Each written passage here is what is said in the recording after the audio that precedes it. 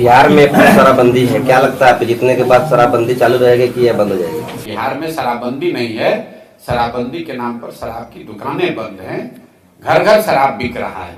और हम जनसुराज ने पहले घोषणा करी है कि अगर जनसुराज की सरकार बनती है तो 1 घंटे के अंदर बिहार से शराबबंदी का कानून हटा दिया जाएगा। इसलिए हटा दिया जाएगा कि दुनिया में इस बात का कहीं कोई प्रमाण नहीं है।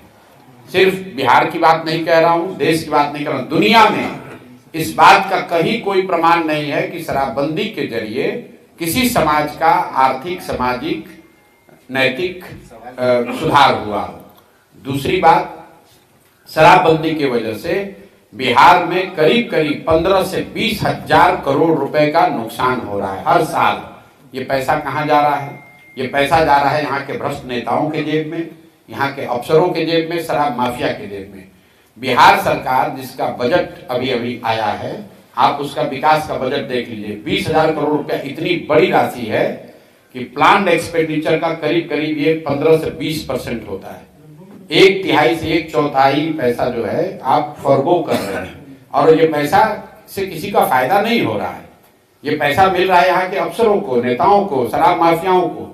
तीसरी बात कही गई, गांधी जी ने ये कहा है, इस बात को भी मैंने खुलासा किया है कि जो भी गांधी को पढ़ने का, समझने का दावा करते हैं, उनको मेरी खुली चुनौती है। आप मुझे गांधी जी का लिखा हुआ एक लाइन, एक पंक्ति दिखा दीजिए या बोला हुआ वाक्य सुना दीजिए जिसमें गांधी जी ने कहा है कि सरकार कानून बनाकर शराबबंदी लागू करे।